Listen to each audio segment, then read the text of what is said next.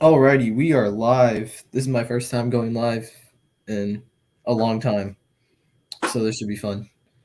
Yes, sir. It's good. Um, I'm here with Ethan, also known as College True Picks. You can find him on YouTube, Spotify. You also have an Instagram account, if I'm not mistaken. I don't know what Yes. else you have. Those are I, the things I'm really on.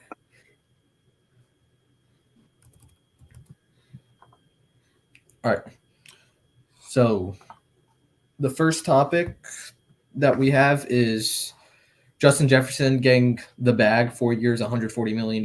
Ethan, what are your thoughts on that? yeah, I mean it's a great move for the Vikings. I don't know if they're enough of a win now team to be giving out that type of money, but I mean it's Justin Jefferson. He's a generational talent at the wide receiver position. I feel like the pay now and uh, get the weapons around him later mentality is the right way to go for the Vikings. I don't know if JJ McCarthy's going to be quite that guy from the start, but Jefferson, he needed a new contract. He's one of the best receivers in the country. It was definitely a good deal for the Vikings. I don't know. I don't know if it's an overpay. Obviously, it's an insane amount of money for a non-quarterback, but I think after what we've seen out of him the past few years, he definitely deserves it. Yeah, I agree with you. Justin Jefferson, the best wide receiver that we've seen when healthy. I honestly don't really have him as my best because he's been hurt, but like he absolutely deserves it. 4 years, 140 million. I'd say it's properly paid just because it is Justin Jefferson. Like the whole like AJ Brown and Amonra getting the record. I mean, okay, like they're top five wide receivers, but they're not the best wide receiver, and that's Justin Jefferson. So, what do you think Jefferson's stats will be with JJ McCarthy at the helm? Yeah, I feel like that's definitely something still up in the air. We have no idea how good JJ McCarthy will be, how much of a run heavy team they're going to be this year. They could rely a little more on the run game, but I feel like if he plays the full season, 1,500 yards shouldn't be a problem for him. Doesn't really matter who's playing quarterback. He is the weapon. He is the playmaker out there on the field for the Vikings, and they are going to make a point to get him the ball, especially more than ever now with him getting paid so much. I feel like 1,500 yards should not be a stretch for him. Yeah, I feel like with JJ McCarthy right now, it's like F it Justin Jefferson's out there somewhere, like F it TJ Hawkinson's out there somewhere because like they set JJ McCarthy up to succeed. The question is, can he succeed? Because he is a rookie and a very questionable rookie at that. Honestly, all he really has for him, as far as I know, is that he won the Natty. Yeah, And he's so, he. I don't know if he. I don't. Again, it's not. I don't know yet if he fits that system over there at Minnesota. They've got a lot, like you said, a lot of weapons in the receiving game. They got Hawkinson, they got Jefferson. McCarthy's coming out of a school where running the ball is a priority, and they're a very run heavy school. Didn't have to do a lot of work. He's going to have to show up big in the NFL, and I feel like that's an adjustment he can make. But the Vikings could have other options beyond him if it doesn't work out. yeah, I agree with you. Again, Sam Darnold. There has been reports that JJ McCarthy is like low in the depth chart right now because of what um who's their dude, Kevin O'Connell, right? Is a Vikings coach. Yeah. Yes. So yeah, there's been reports that Kevin O'Connell is not happy with what just or JJ McCarthy's been doing, and that he's below Sam Darnold and maybe even whoever what the their quarterback that they have. So he's a big question mark, obviously. Next bit of news is Christian McCaffrey is the cover athlete. Ethan, what are your thoughts on that? Yeah, I mean, I love the idea of not having a quarterback. It's something that has been a trend for a while now. I mean, we had a Antonio Brown a while ago, but since then it's been nothing but quarterbacks. I think it's a good switch up, especially coming off of a year where the quarterback play was not great, and we don't have a lot of elite quarterbacks right now, outside of Mahomes, of course. I feel like McCaffrey, he's deserving of it. He's the best non-quarterback in the league right now, but I don't know. It's Madden. You never know. Cover athletes they aren't as much as they used to be. You've got like on MLB The Show, they haven't put a top 50 player in the league on the cover of MLB The Show in years. So it's good to see an actually talented player up there. And I'm glad you heard the things about Joe Burrow, but coming off of an injured season, I feel like they should definitely wait on him. I'm glad they went with McCaffrey, especially kind of switching things up from that quarterback pattern. Yeah, I agree with you. McCaffrey, in my opinion, he should have won MVP, and the cover athlete just, I'm not mad at the decision, but I honestly don't really like the way the cover looks. It's just the one that I saw at least was just like him running and like defenders like just like trailing him. I felt like that was a little bit generic. Like they could have done maybe a little bit more. But McCaffrey, like with the whole cover curse, he is prone to injury, so the cover curse could get him maybe a little hard. But I don't know. What are your what do you think? How good do you think CMC is going to do this year? I mean, it's of course he's very injury prone, but as long as he is out there on the field and playing for as good of a team as he plays for, behind as good of an O line as the Niners have, I feel like he should have no problem repeating the kind of success that he had last year. Maybe even having a better season, going back, running for that MVP, which it's going to be really hard to get. It's almost always a quarterback, especially now that running the ball in the NFL is not as much of a trend as it used to be. But I definitely think he'll have a great season if he stays healthy. Yeah, I'm looking at the cover athlete right. Or I'm looking at the cover right now. McCaffrey, it looks like something like Photoshop. Like when I first saw it, I thought it was kind of photoshopped. Yeah, definitely. I prefer the deluxe edition cover over the main cover, but that's just something Madden has done over the past few years. They've had a decent photo over a very generic background. It's kind of what you're getting with Madden at this point, and I'm just glad they put a great player like McCaffrey on there. Yeah, I agree with you. And the deluxe honestly should have a better cover, given that they're paying more for a better version of Madden. So, I feel like the deluxe, like having it, be more sharper of a photo compared to like the normal, like which is like 70 or $60. I feel like that's like good because like it helps like separate the deluxe from the normal one as well. Yeah, sure. I think the cover is a huge part of why people buy the game, especially now that you can just get it digitally and not even worry about the cover. That's even bigger of a reason now than it has ever been to buy a physical copy of the game, and that's something that EA just knocked out of the park with the college football deluxe edition cover. They nailed that. I love the way that looks, and I wish they would go that same direction with Madden at some point. Yeah. And like again, like you said, I feel like players can also build connections. Like for 2K for me, when I bought it, 2K22, I think was when Luca was on the cover. And I played that game for so long because like he's my favorite player and he was on the cover. So like every time I logged in, I saw his face. And so you can probably see my background too. That's pointed the wrong way, but the Luca poster. And McCaffrey, he's a likable guy. He's gotten hurt a lot, so he's everyone knows his talent on the field, and so he's probably one of the more fan favorited. People were saying Joe Burrow though, so what do you think? Should Joe Burrow have been on the cover or no? Yeah, Joe Burrow was my pick last year. I think he is one of the best quarterbacks in the NFL. He is kind of my dark horse pick as the MVP for this year. But the only issue is I really don't like putting guys, especially guys that are as good as Burrow and could be great for so many years moving on, to put them on the cover after an injured season like he just had. I feel like it was the right play by them to keep him in that back pocket for when he has a full healthy season to put him on the cover for the next year.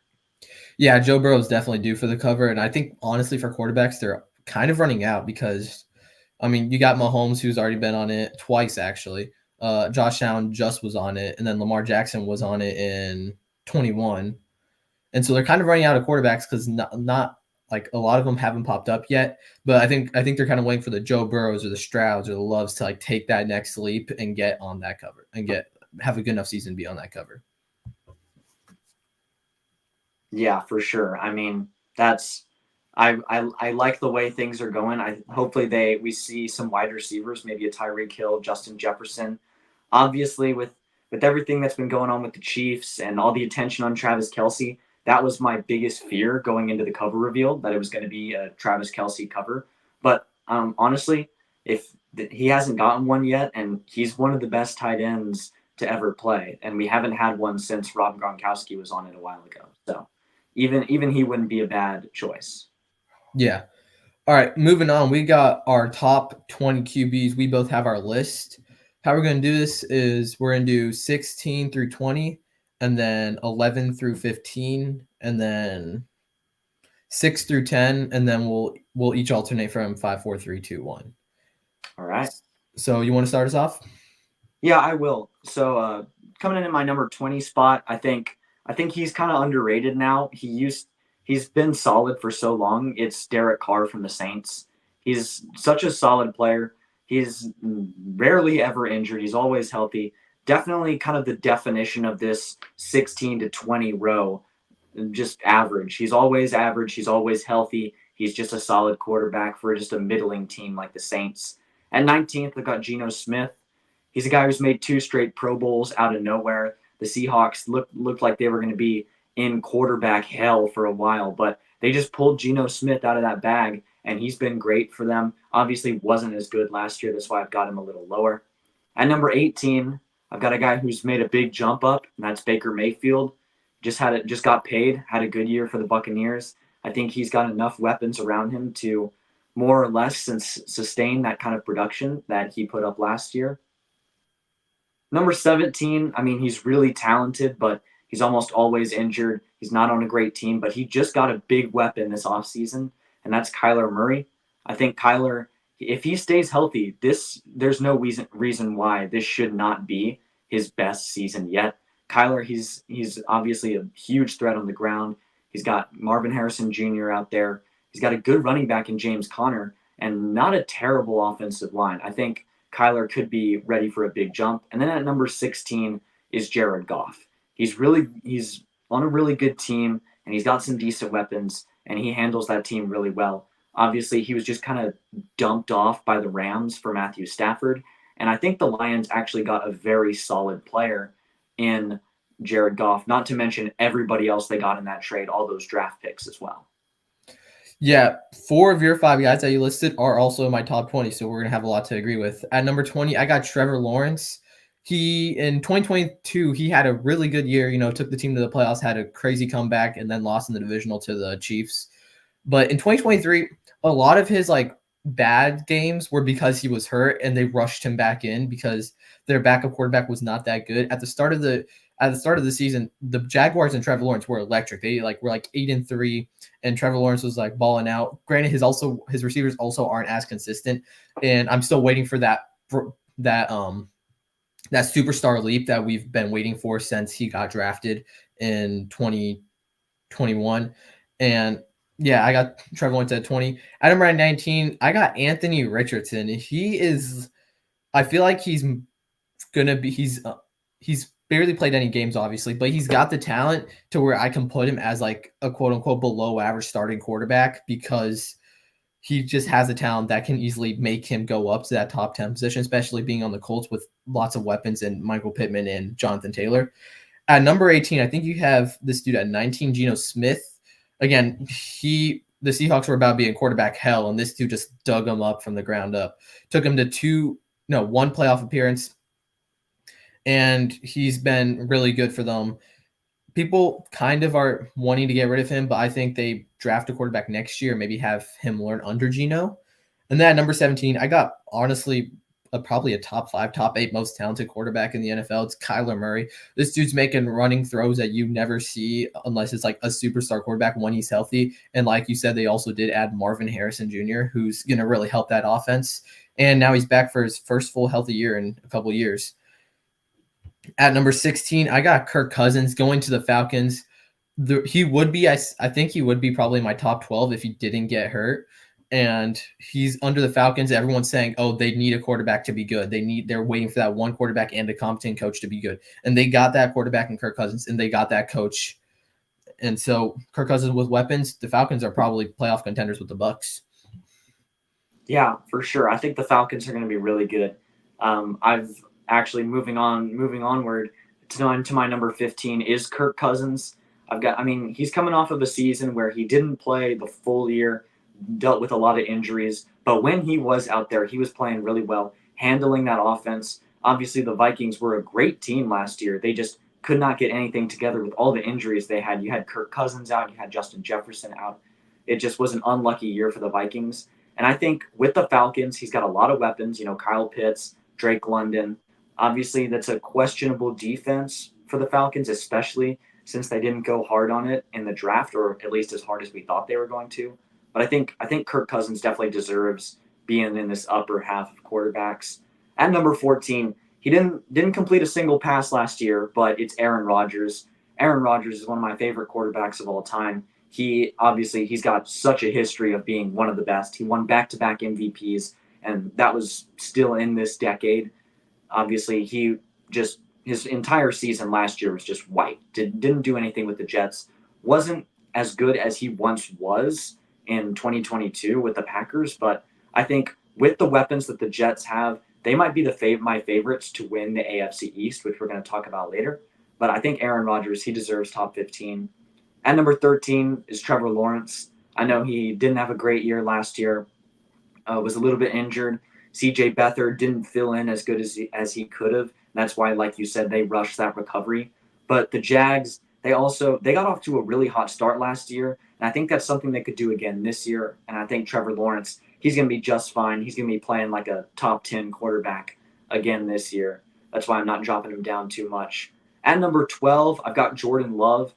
Man, as a little bit of a Packers fan, I looked at this team and said that Jordan Love was going to be a problem. We hadn't seen anything out of him in college. He threw a ton of interceptions at Utah State, which is a smaller school. So obviously, it was a huge thing to see him balling out. Obviously, he's got that size, and he had a great arm last year. He played really well, and I think, like you said, one of these young guys like a C.J. Stroud, even an Anthony Richardson, he's got a ton ahead of him. Maybe even that Madden cover. And then lastly, at number 11, I've got Mr. Consistent. The other side of that Rams Lions trade is Matthew Stafford. Obviously, the Rams gave up a ton to get him, but he won him their Super Bowl, and since then, he's been really solid. Was a lot more healthy last year than he had been the year before, and he played really well in the Rams. His biggest weapon, Cooper Kupp, was injured for almost the whole year, and he still put up really good numbers. So that's why I got Matthew Stafford at number 11. Yeah, pretty much again, all your players are going to be my top 20, and I feel like that'll be the same for once as we keep going up. At number 15, I got Baker Mayfield. He took a Buccaneers team who we thought weren't even going to be close to making the postseason to the postseason, and he played really well. Took him to a playoff win actually as well. And you can argue, yes, he had the weapons, but he also had a crazy like leap of a year into that QB1 position as he was like kind of like bouncing around as a backup for like the last 2 years before that. At number 14, I got Tua Tagovailoa. You probably have him higher, I think. I have him at 14 because he has Tyreek and Jalen Waddle. Some of the throws that I see from him are very questionable, and he didn't really beat any good teams. The only team he beat was the Cowboys. The only good team he beat last year was the Cowboys. But other than that, he was just like throwing up points on bad teams. At number 13, I got Matthew Stafford. Again, like you said, Mr. Consistent took a Cooper Kupp injured Rams to the playoffs, and honestly, he was also probably a really big part of Puka Nakua's rise. So, and like he's under Sean McVay's offense, Matthew Stafford, he'll give you what you expect every year, and he'll play his heart out every single year. At number 12, hasn't thrown a single ball last year, but I still have Aaron Rodgers. This dude has the potential to be an MVP. He was an MVP like back to back when he was in his high 30s, and he still has that potential waiting, especially with Garrett Wilson and Lazard and Breece Hall. And he's the second best quarterback in the NFC in the AFC East, in my opinion, and he's at number 12. At number 11, this is very controversial. I have Brock Purdy at number 11. The Niners have every single weapon possible, and he'll deliver, but he doesn't have that extra top 10 leap that I see that the top 10 quarterbacks have over him. Yeah, moving into number 10, I've got Tua Tagovailoa. Like you said, he's got a lot of weapons, but you can't ignore how well he played last year, especially, 2 years before he had been coming off of a ton of injuries. He had been banged up that season, but he did not look like it last year. And going into this year, he's lost some weight, put on a little bit of muscle, and he could have an even better season. Obviously, he's got the weapons to make that big leap not only at the receiver position, but he's got two great running backs to take that load off his shoulders whenever they need to. And he plays on a great team. And obviously, it's a really tough division. that with a lot of good quarterbacks, but I think Tua, he is deserving of just squeak into this top 10. At number 9, I've got Jalen Hurts. This we got to admit this guy was a little overrated coming out of last season. He had a great 2022, but in 2023, we saw him throw a lot more interceptions. He just wasn't as great of a passer. He really showed that he is a scrambling quarterback first, and he's not a Patrick Mahomes through the air, but he's still a top 10 quarterback. Love to see that dual threat. He obviously at Philadelphia, they've got the Philly special. He is a great player, and he fits that offense with the Eagles. At number 8, I've got C.J. Stroud. He just came out of nowhere last year. Obviously, we saw Bryce Young go at 1 and him go at 2, and we were thinking that obviously it was a kind of a weak quarterback class. Those two guys had balled out in college, but didn't have that recipe for success, especially Bryce Young being very undersized. But C.J. Stroud, he went into a Texans team that was coming off of some horrible seasons and took them to the playoffs like it was nothing. Had little to no weapons and played absolutely out of his mind. Was a very accurate and looked very experienced just as a rookie, and very similar to Jordan Love. He's very young and got a ton of potential to jump into that top 5, maybe even at the end of this year. And at number 7, I've got Dak Prescott.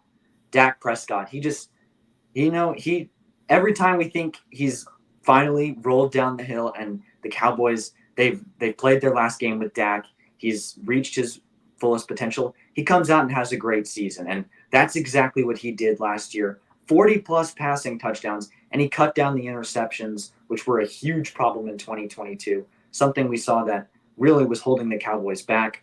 Obviously, he still can't do much of anything in the postseason, but in the regular season, he was great. CeeDee Lamb obviously is a great weapon, but I feel like one of the reasons that CeeDee Lamb just had such a breakout year was because Dak had a great year at quarterback. He is the Dallas Cowboys at the end of the day, and I think he makes the top 7.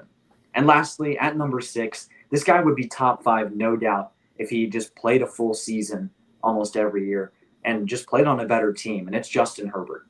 Justin Herbert, I don't know if he jumps up any higher than this, especially with Jim Harbaugh coming in, bringing in that more run-heavy offense. He's not going to get to throw the ball as much, and he's lost a lot of his best weapons, but he is really, really good, especially in his first 2 seasons. Justin Herbert, he's not a scrambling quarterback like Jalen Hurts, but there are times when he just looks like Patrick Mahomes out there. He's obviously a huge guy at 6'6", but I think he barely misses out in the top 5.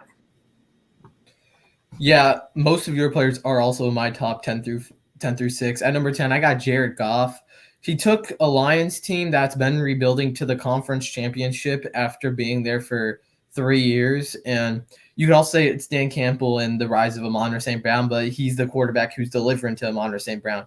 He got 30 touchdowns, 12 picks, and gave the Lions something they haven't seen in over 30 years.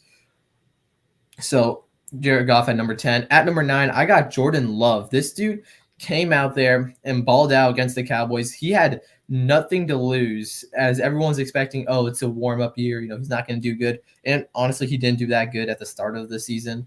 But in the second half of the season, he went off. 32 touchdowns, and like you said, from a little-known college to bounce from a little-known college to the NFL in like 3 years, and like not playing in 3 years, and that's your result. That's like incredibly impressive. At number 8, I got Justin Herbert. That dude's got a cannon of an arm, but again, Justin Herbert's just been a question mark because with Brandon Staley, because even though you got Keenan Allen, Mike Williams, Austin Eckler, he has Brandon Staley that's been just dragging him down as long as he's been there. And with Jim Harbaugh, I think he's gonna do good, but also he doesn't have the weapons as well. Excuse me. Quentin Johnston and who's the other dude that they got? Xavier Legette, I think. No, who was it? I'm not sure. They got some sort of wide receiver out of Ladd McConkey. That's who it was. Ladd McConkey. All right. Yeah, so they got him out of Georgia, and that hopefully they can make things work. In my opinion, they should have drafted Malik Neighbors in the first round, but they still got their wide receiver, especially with Quentin Johnston as well. Hopefully he can break out. So I have Herbert at number 8. At number 7, I got Jalen Hurts. He's a gunslinger, and a lot of his rushing touchdowns were just because of the infamous sneak QB sneak, and he also threw 15 interceptions, which is a big question mark. And not to mention, he did kind of fall off with like suddenly and unexpectedly at the end of the year after they played the 49ers, and he just wasn't able to like recover from that. At number 6, I got Dak Prescott. He led the league in touchdowns. He promised Dallas he would not throw over 10 picks, and he threw 9. 36 touchdowns to 9 picks, and he was an MVP frontrunner. And sure, he did lose to Green Bay. He did get crushed by Green Bay, but he still, like in the regular season, he still gets us to the playoffs as well. So I have Dak Prescott at number 6. All right, and for my number 5, I'm really high on this guy. I mean, a lot of I understand a lot of it is the team around him, but the story of Brock Purdy is it's fascinating. I mean, you talk about a guy who was great in college and played for 4 years and led an irrelevant Iowa State team to a New Year's Six Bowl in his time there. And then his draft stock just wasn't great. Obviously, you look at him and he's not an NFL quarterback. So he fell all the way to the last pick of the draft and somehow found himself starting at the end of that 2022 season for the Niners. And since then, it's been history. He's played better than Bryce Young and all those other big name guys who have come into the league since then. And I think he's in a weaker season for quarterbacks. He's got to be at number 5. I mean, this would be a lot more justified of a pick if he was able to get the job done and finish it out and win that Super Bowl. But he came up just short, and I think obviously he'll be back there soon, and I think he's going to be able to repeat that kind of talent he put up last season. At my number 5, I got CJ Stroud. This dude had a historic rookie year, something we haven't really seen since I think Dak. And everyone's like, oh, the Texans are insane with Tank Dell, Nico Collins. Nico Collins wasn't anything until CJ Stroud walked in there and just made him someone insane.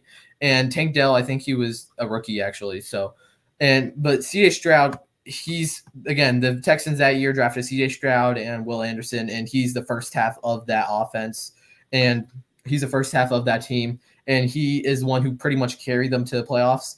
And I have him over Dak because, unlike Dak, he actually won a playoff game. And C.A. Stroud's my number 5. Yeah, a couple of young guys up there. At number 4, though, I've got Josh Allen. Josh Allen, he's coming off of that, was on the Madden cover and had a little bit of a Madden curse type season. Threw more interceptions than he had in a while, and obviously he was less of a threat on the ground, didn't run for as much. Maybe that's because James Cook was a lot better of a running back than he's had in the past. Took that part of the game off of his shoulders. But Stephon Diggs did not play as well, and that really showed on Josh Allen. Maybe he was getting carried a little bit by Stephon Diggs and the rest of that Bills team, but there are moments where he still puts that team on his back. I still think there is a huge gap between him and Brock Purdy, another guy who came out of the middle of nowhere in college up there in Wyoming, but he was a high draft pick, had that arm strength, had that huge size, and obviously he's got the best arm in the league. At number 4, I got Joe Burrow. He played 10 games only, but he was still the Joe Burrow that we all know and love. And him getting hurt, it's honestly kind of probably a part of the O-line. And now that they got Marius Mims in the draft, the O-line should hopefully be slightly better, and he should hopefully have like a really good bounce back year. I think he's going to probably have an insanely good year. And Joe Burrow is my number 4. This dude's still out there making throws, standing in the pocket, despite how little time he has every single play. And yeah, Joe Burrow. Yeah, like you said, he's my number 3. I've got him one spot ahead. We've talked about him already, but we just got to look back at what he's done. He just had a big injury. Last time he had one of those, he came back and took his team to the Super Bowl. And so I feel like that's what we can expect from Joe Burrow this year. He is really good, and he's got a lot of weapons. Jamar Chase, of course, they got that tandem since the beginning of college. And I think Joe Burrow, he's my dark horse MVP pick. The ceiling is the roof for this guy. We saw what he did in college. We've seen what he's done in the NFL.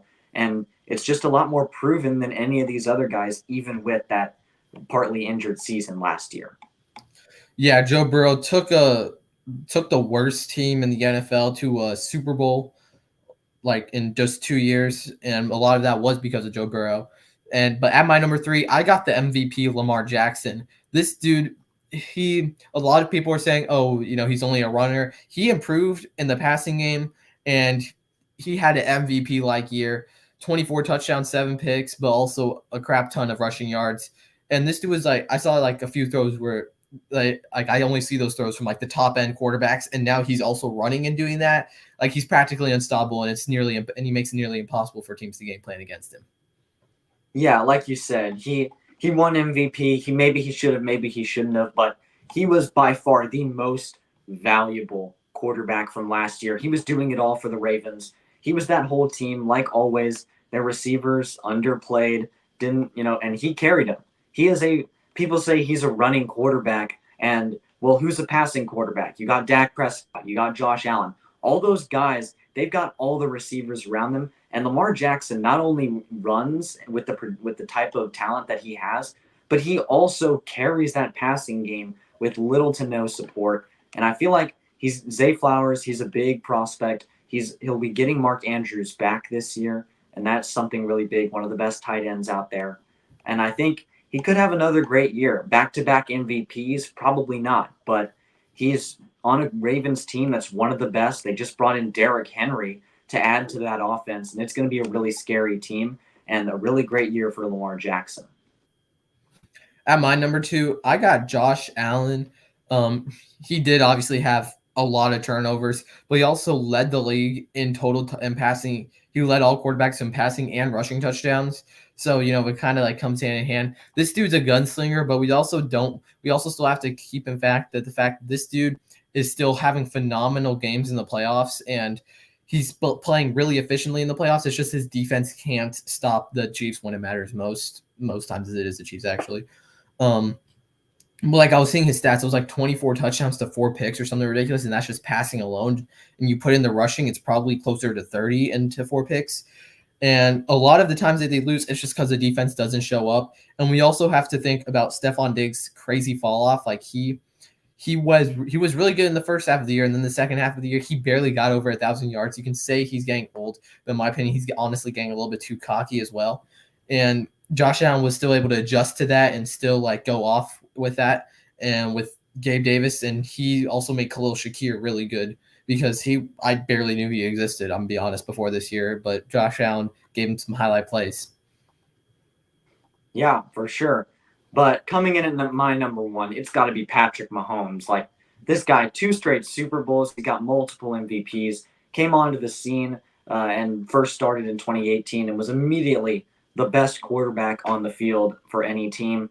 The Chiefs are a winning team no matter what players they have at wide receiver, and that's because of Patrick Mahomes. He makes those receivers do something out of nothing, and that's who he is. He's got that improvisational ability that we're starting to see a little bit of in Caleb Williams, and that's why he's such a big prospect, because Patrick Mahomes revolutionized that improv type play, that throw on the run, playmaking on the fly ability that Mahomes has more than any other quarterback we've ever seen. He's going to go down as one of the best, maybe even the best, if he continues this winning profile and his just these MVPs. If they keep coming, he's going to become one of the best, maybe even the best of all time. Yeah, I agree with you. Mahomes is obviously the number one, and I find it kind of funny how like everyone is like still trying to find ways to doubt him, especially throughout this year when they were having honestly a really lackluster year in the regular season. Like, oh, he's a 3 seed. He's never played in the wild card game before, and some people had him losing to the Dolphins, and then the whole like changing overtime rules, and then Mahomes still winning even with the changed overtime rules. Like Mahomes, he's undisputably the best quarterback in the NFL. He didn't look likely in the regular season, but he really showed out in the playoffs and show that he is still the best quarterback, and it's not really close either. Yeah. All right, so next up, we will be actually doing an AFC East draft. We talked about 3 of those quarterbacks during the top 20 quarterbacks list, and we'll be doing an AFC East draft. Do you want to go first? It's going to be like a snake, so Like if I start first, it'll be me, and then you twice, and then me twice, and we'll just keep alternating like that. Awesome. Yeah, I'd love to go first, and I feel like this is a pretty easy pick. Let me get Tyreek Hill as my wide receiver one. Tyreek. Um, hold on. Are you gonna write down your team as well or no? Yeah, I can do that. All right, so you got Tyreek Hill. Who do I have? I'm surprised you actually went Tyreek Hill. I got Josh Allen at number one. The dude is undisputably the best quarterback there as of now. And it's not really close either. And he can, again, like I said, and I think like we both said actually, he can make something out of nothing no matter what. All right. I mean, that's a reasonable pick. Obviously, the quarterback position is the most important one on the field. Josh Allen is one of the best out there. With my number two pick, obviously you could go a lot of ways here. I'm really tempted to double up on wide receivers here because that's how good of a division at that wide receiver position this class is. But I'm actually gonna go. I'm gonna try to keep the defensive side of the ball. I'm gonna just try to alternate. I'm gonna go with Jalen Ramsey on defense. Jalen Ramsey, okay. And I just realized now that I took Josh Allen, you can just wait to take a quarterback because there's Yeah, only one spot. yeah. And You can pick twice now. I totally forgot about that. yeah, so it's your pick, yeah. Um, it would be wait. Who'd you take second? So you took Hill, and then oh wait, I picked Yeah. twice. Oh shoot. So I'm taking Josh Allen, and then I think I'm gonna have to take Jalen Ramsey from you. All right, take him. All right. So I'm gonna go. That means I'm gonna stay at the corner position. Obviously, Jalen Ramsey is off the board. I'm going with Sauce Gardner. I Oh, I feel forgot. like he's that immediate next pick, one of the best players at the corner position, and so I feel like he is my pick on defense for the second round. I forgot Sauce Gardner existed. I'm gonna be completely honest. All right, Your next. so with my next pick, I'm obviously just going to wait it out for the rest of the draft to take my quarterback. He's going to be my last pick. So I'm going to go with the running back. I'm going to go with Brees Hall as my RB1. That's an interesting pick. I don't even know if he's the best running back in the East. I'm gonna be honest. What just happened?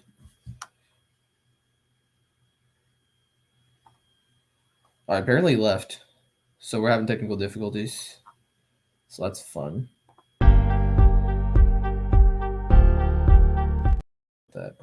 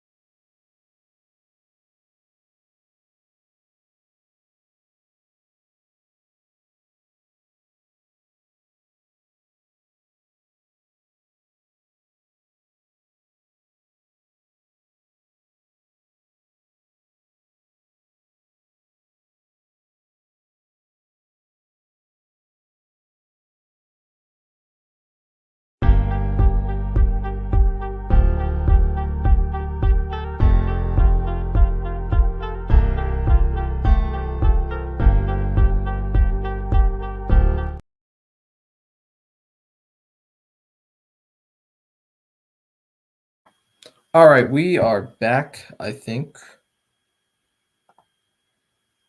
Ethan, can you hear me?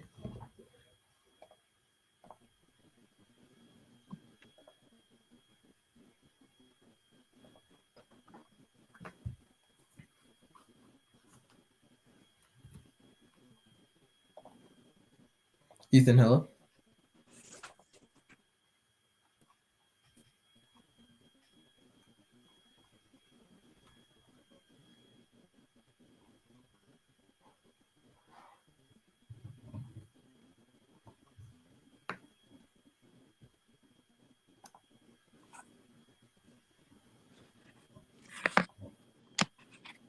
I think I hear you now. Hello, All right, yeah, I can hear can you. you hear me? Yeah. Okay, so I think